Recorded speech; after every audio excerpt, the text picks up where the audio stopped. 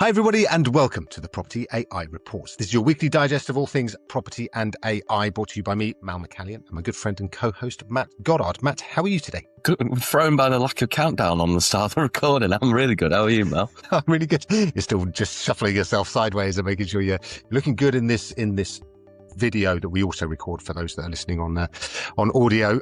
We are here. It's actually Saturday morning, so we're slightly late this week, mainly because Matt has been so busy. I'm blaming you. And yes, this was the only kind of slot we could basically find. We are here on this bank holiday, and we are going to get to some very big sort of AI news. We're going to look at the tool of the week, as we usually do. But first up, we're going to have a very long chat about our property news. And that's because in this week's property news, there is a lot to go at, isn't there, Matt? So we're going to start with the CRM wars. So this week has seen significant shots fired in the battle for the future, essentially, of the CRM market. So last week, we saw Reapit start to talk about RAI, their particular AI platform or additions to their platform. And we had Street launch this week, which was obviously teased quite heavily.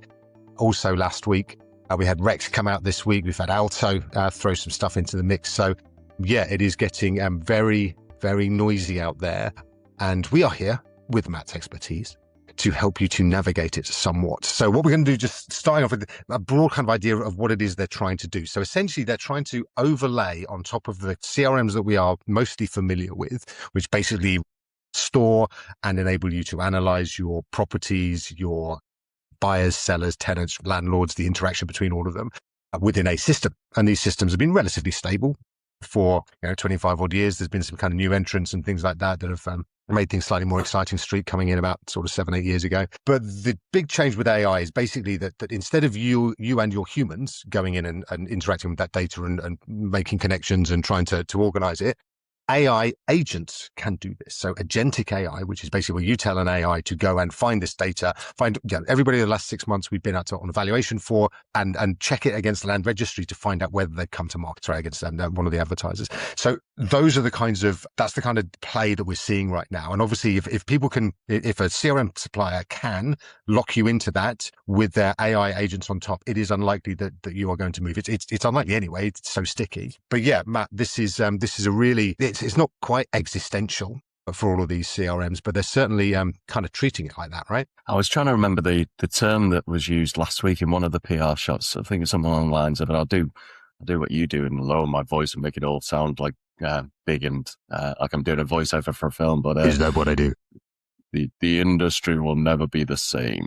Yes. But it's good to see, and we spoke about this last week with Salesforce 360 being announced and the first mention of sort of headless CRMs, but good to see the CRMs in our industry started to engage with that, right? And, Street, as we talked about last week, we've had their big announcement coming this Monday just gone, and it was all the things you'd expected. Very impressive, very slick. Tom did a great job of talking through how people could build their own agents. Unfortunately, as you alluded to at the start, and threw me under the bus, as my in-law would refer to that sort of movement. But you're welcome. Of not being able to really listen to the Alto announcement. But I did have quite a good chat with Nick Shaw at Alto, who was telling me all the different partners that they were bringing in. So it sounds more like the partners are doing the AI rather than sort of agents, builders inside Street, for example. And then, as you touched on, Rex is in there. I think it's great to see that, and it's definitely the direction of travel. I think the challenge at the moment is for agents is where they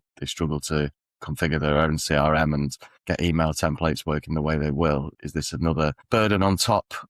Which I've just realized as I said that is great for a business like mine, GCG, in terms of helping agents configure and set up their tech, right? But no, genuinely, exactly. It's a really interesting one, because even on Streets on Monday, as we've talked about before, data is the fuel for AI, and there's scenarios where you want to be looking at propensity signals based on interactions with Mal from 18 years ago when he first rented a home or whatever it might be. And a lot of these migrations from one CRM to the other, there's almost that it'll just leave your data behind and let's get quickly over to a new one. And you're effectively cutting off that entire business, right? And this is, we were talking off air, and we actually talked for a very long time off air. We were like, we should be talking about this on air, about that sort of data piece, because you're absolutely right. That data is absolute gold, and particularly in the world of AI, your own proprietary data is going to be one of the things that sets you apart as a business from your competitor businesses. So, whether that is just pure longevity, you've been around, for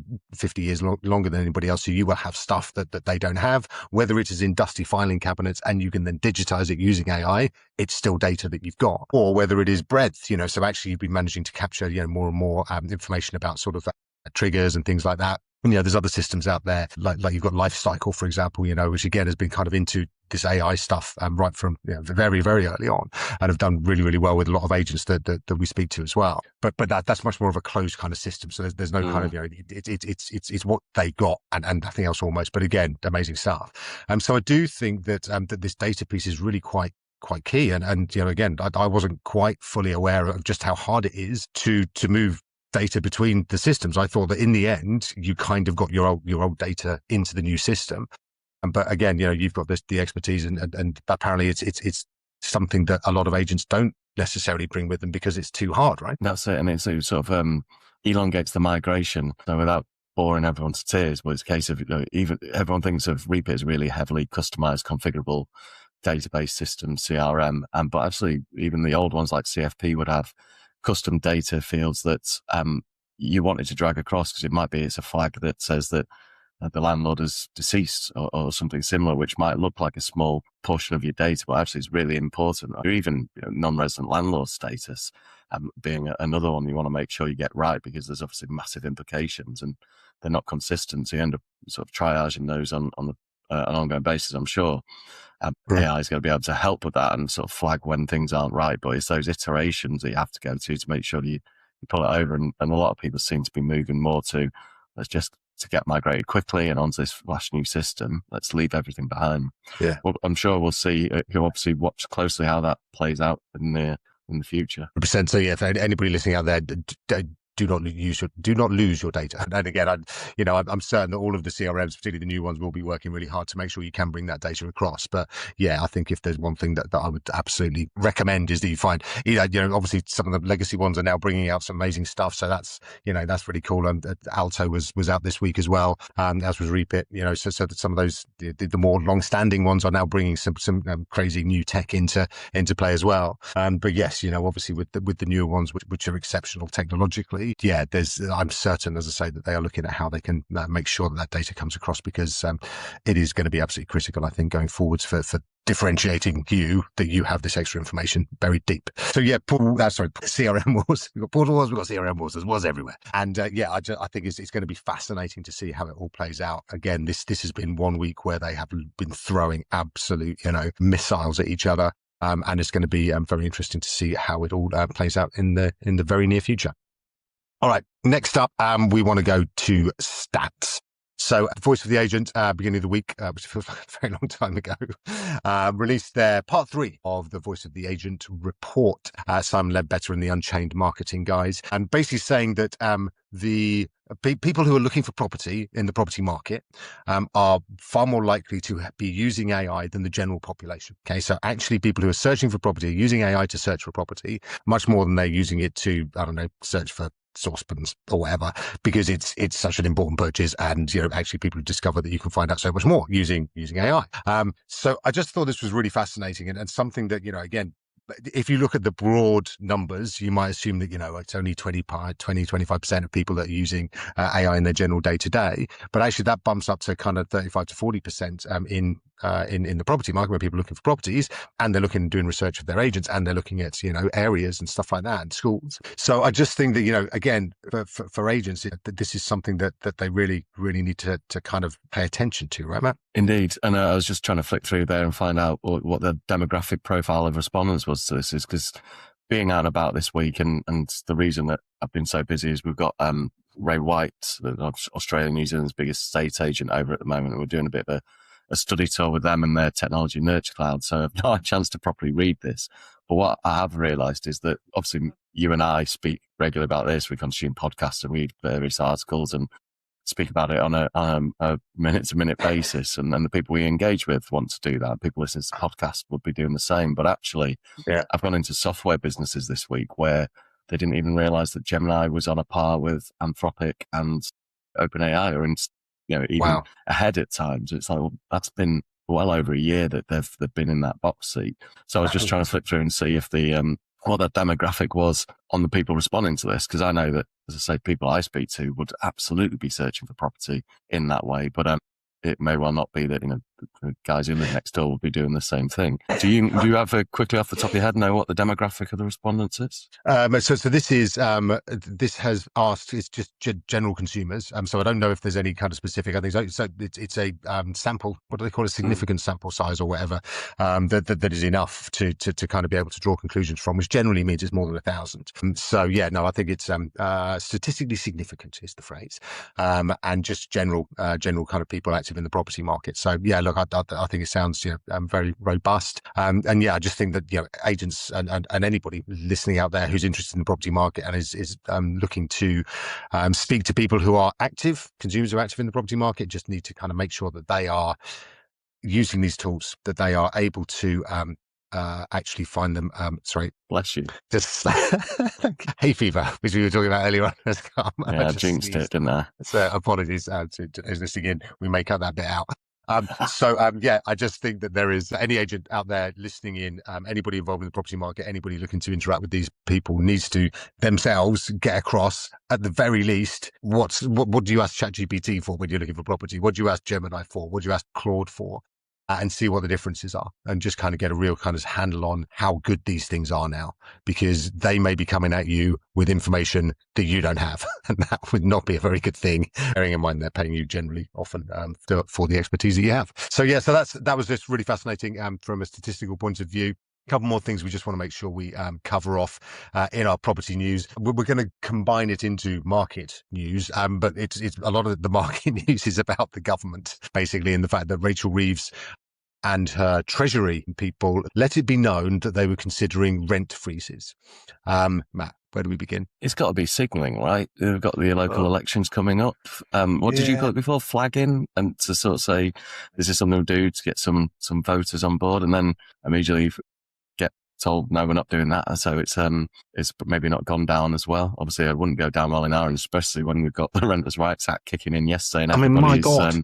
Head down, tin hat on, trying to deal with what's going on. It's just so, it's literally like, every single time you're just about going, right, okay, we kind of know where that is. It's like, here's another thing. And then, of course, like 2 days later, they're rowing back on it and going, no, that's a crazy idea. We're not going to do that, because they've heard the feedback. And it's like, well, just shut up. It's obvious that that's going to be what's going to happen. But because, the majority, they're looking at renters and going, right, that's a much bigger cohort of voters than landlords or estate agents or whatever, lettings agents. But it's just so, it's not boring. It's just so annoying. Like, just kind of let it go. It dovetailed nicely with, or not so nicely for the government, with Rightmove announcing that actually rent's cheaper than mortgages for the first time since, was it June 2025? Again, I remember rent controls got introduced in Scotland, and it's like the government, in fact, any time the government gets involved in market forces, it's a worry, isn't it? And they brought rent controls in, specifically focused on Aberdeen, and then suddenly Aberdeen's whole sector took a hit because the oil industry started to decline up there. And so it's like we made these changes, brought in a load of administration, and it's no longer needed. Exactly right. And the reason why rents are cheaper than mortgages because of interest rates, right? Because they're going up because of the war. And so actually it's not that they're both, one's going cheaper, it's just that the other one is overtaking it because of market forces or because of macroeconomic forces that aren't controllable either. So yeah, it's everybody, I know the government listens into this. Please, can you just stop? Right, just for a bit. It'd be really nice. Thank you. All right. So also in our market news, we're going to segue into just really interesting about 20EA has released more stats, and we love 20EA. We love their stats. And they're talking about the biggest brand in the UK estate agency, and it is for I think the third year running, or at least the third kind of half year running, EXP. And so congratulations to those guys continuing to absolutely, power away more than any traditional brand. Again, when you kind of look at the individual specific brands, I think they're still only about 2.8% of the market, but even still, as a brand punching really hard and continuing to grow. But the stat that I thought was really interesting was actually the and again, this is 20EA, genuine data, that EXP takes 171 days from listing to completion versus the average market of 194 days. And So that, on the face of it, it's like, once you get over 150 days, it's like, my God, that's still just way too long. But actually, that's nearly a month. That's like 23 days. And I was trying to work out like why that might be. And I was thinking, well, the self-employed idea where actually you're sitting there and it's, it is on you to make sure this happens because you personally, it's not your brand that's going to get impacted by it, it's you. So actually, actually knitting together all these different strands and kind of making it happen just seems like that's the most likely explanation. But yeah, it's interesting, isn't it? That actually this kind of self-employed model does seem to kind of potentially drive this this need / desperation to make sure that that these deals go through. The other consideration I had on that one, I don't know where their 900 odds, not calling them odds, roughly 900 agents are actually based. I don't see much presence for EXP in London. And I know quite a lot of people, certainly ex-colleagues of mine who are running it. And there's always that, well, you don't see much about EXP because the boards aren't allowed to be put up in certain areas. Yeah. But whether that leasehold versus freehold, which we know dramatically impacts the sort of sales progression process, is also a dynamic in there. Yeah, exactly. Yes, and you're right. It might actually be kind of repelling people from setting up on their own in that area because it's just too complicated. But interestingly, to refer to conversations from two weeks ago for an episode a couple of weeks ago, Knight Frank now launching associates in various parts of the country. From Parker, we've got Movelli, you've got By Design, dealing with that top end of the market. So, I think there's a lot still to play out here. And the fact that, again, the Knight Frank is getting involved, Stratton Parker is getting involved in these associate / self-employed models, I think just shows that they're reading the room and seeing the direction of travel of a lot of future growth. All right, that is our property news for this week. Let us dive into our AI and tech news. All right, so having exhausted ourselves with many new models over recent times, we said last week we were going to do a bit of a deeper dive into ChatGPT 5.5, which landed literally the kind of day that we went live last week. So I've had a bit of play with it, and I think it's good. It's good. Having had Claude Opus 4.7 a couple of weeks before, I don't think it's necessarily got the big uplift that it would have done if it arrived on its own. But yeah, it's good. I think the image stuff is good. We'll talk a little bit about that more in a sec. But it didn't blow me away. It's got some great stuff about agents, AI agents, agentic AI. But again, because I'm kind of already using OpenClaw and I've got this team of AIs that, one of them is the finance AI, one of them is an operation AI, one of them's marketing, one of them's strategy and mentoring. And, I'm kind of already in there and I'm not suggesting that I'm far away from anybody, but it's just like it doesn't feel as much of a massive jump as it would have done before the Claude Opus. So Matt, I think in your busy week, you're probably unlikely to have been able to come across it. Got any thoughts? I actually think where maybe the differentiator on 5.5 is actually what is powering within Codex and where that powerful sort of agentic, specifically across coding and engineering, but also, do you remember when Claude Code started and everyone was like, well, it's a code thing, I stay clear of it. And then slowly over time, I heard, well, project managers are using Claude Code because it can use your local machine and tool use. And eventually CoWork appeared after, was it 11 days of being built by Claude Code? Yeah. Codex is starting to shift towards that as well. And feedback I'm hearing, people using Codex, not just for coding and sort of taking a similar step. So where I think 5.5 seems to be really strong is in more that swarm of agents and how it's much more capable in those areas rather than maybe the sort of the non-agentic processes that we see people using it for. Yeah. So again, from the coding side of things, I obviously we now build things because we can using agentic AI, using AI agents, which is great. But yes, I guess I've just kind of fallen into the Claude hole and don't necessarily look at Codex on the OpenAI side. I do like saying the word swarm though, so I think we should carry on doing that as much as possible. Swarms of agents. Good. So next up, let's look a little bit more in some of the detail that's happened over the week. Because I'm a massive gossip, I wanted to get involved with the Elon Musk has taken the stand versus OpenAI. And so there's this court case over in the States. And Elon Musk is suing OpenAI and his fellow co-founders of OpenAI because, again, those that have been listening for a while may remember that actually Elon Musk helped found OpenAI with Sam Altman. They had a massive falling out. Elon went off and set up XAI, and OpenAI is now a competitor to XAI. And basically, there was a lot that kind of indicates that Elon Musk is just doing this just to cause them problems, basically, as a competitor. But he's basically saying that they've lied to him and they've kind of stolen his charity and blah, blah, blah. Lots with Elon on the stand this week over the last 3 days. I know, Matt, you've been way too busy to bother with any of this fluff, but I'm going to tell our listeners about it anyway. But yes, so essentially, Elon Musk has been up on the stand, because he's on the stand, he's actually had to deny some of the stuff he's been claiming on Twitter literally like weeks before. So one of the things he was saying was that on Twitter on X was that Tesla is building AGI, so artificial general intelligence, which is where intelligence becomes as good as humans. And then on the stand, he was asked directly by OpenAI's legal team, is Tesla building AGI? He went, no. So, it just speaks to how he's often slightly ahead of reality when it comes to the stuff that he says. And when we look at in the context of some of his more extraordinary statements about, how quickly we're going to get to Mars and, how quickly we're going to get data centers in space, I just thought that was quite an interesting moment. But yes, the other people who are going to feature in this trial is Greg Brockman, who is the president of OpenAI. His diaries have been out there, part of the whole kind of information piece. So that's going to be difficult, I think, for him as well. So yeah, look, anybody who's likes to get their popcorn out and watch some very, very rich billionaires swinging at each other, this is the show that is going to go on for another few weeks yet. The Brockman diary sounds like a really, really crap film, doesn't it? Yes, with some protagonist who spends a lot of time just sucking their pens and thinking hard, looking into the distance. Yeah, that's it. And someone popping up saying, "I'm Inigo Montoya, you will die." That's a very niche reference for people listening. Good luck, everybody. So that's the gossip side. Back into the serious side. Anthropic has received lots and lots of interest this week, as it usually does.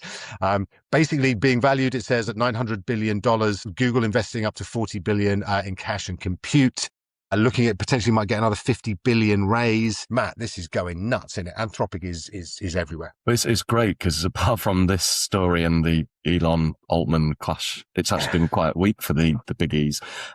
It is that the biggest part of this really is the fact that this is putting them ahead of OpenAI in terms of that valuation, isn't it? It's nearly $1 trillion, and they're not going to struggle. I think it's already been oversubscribed in terms of people looking to get involved. So it really is a battle that's up, and that's in a week where I said it's been quiet, but Anthropic and its mythos has actually been used properly and confirmed by the American government again. And I know we alluded to that last week, but they are going strong, and it's not just the flash in the pan that maybe OpenAI was saying was going to be. Yeah, exactly right. I don't think anybody, if you looked at a year ago, say, would have seen Anthropic being valued at more than OpenAI. That just it didn't seem possible. And yet they've executed so well. Their releases have been so frequent and so great.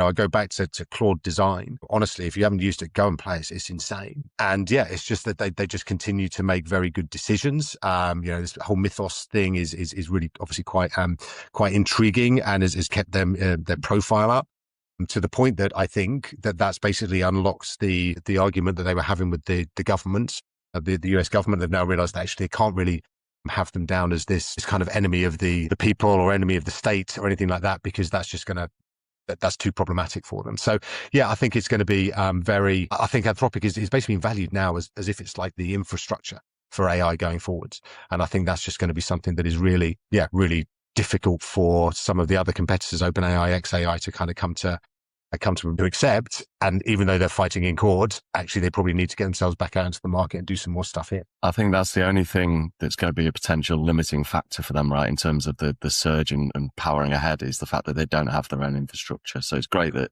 Google are putting money in, but you might have looked at when Sam Altman suddenly went off on a tangent, or seemingly off on a tangent, however long ago it was, and started getting their own infrastructure. And obviously Zuckerberg's doing similar. It's now a race for resource, isn't it? Which we know from Claude being limited is a challenge. So very much, if you were listening to this, you'll be doing it anyway, but watching this space. Yeah, 100%. All right, that is our AI and tech news for this week. Let us dive into our tool of the week.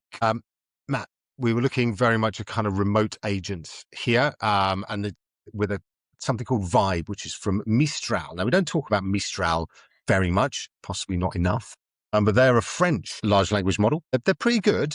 Not terrible by any means, but they're European. They don't have quite the clout. They don't have quite the skills. They don't have quite the engineers that they have over in Silicon Valley. But it is the best of kind of European. And they've released this idea of remote agents via Vibe. And we think that this is something that people should just have a little look at, right? That's it. There's a similar, I guess, to going back to the top of the show, where the agency CRMs are starting to build out and allow you to build agentic workflows. Having a look at Mistral.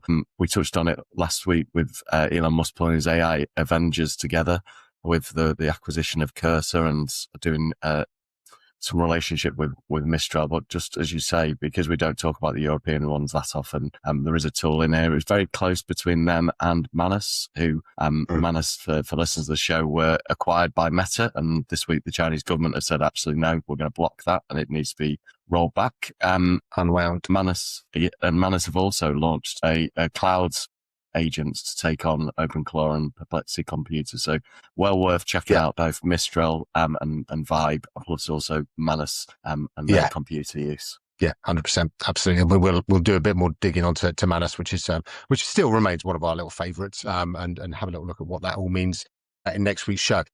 All right, that is all we have time for. We will just, anybody who hasn't been playing around with ChatGPT's image generator and doing the old paint prompt, and we will drop that in the show notes, and you can kind of go and have a little play with that. Perhaps our idents this week will be of using that particular tool.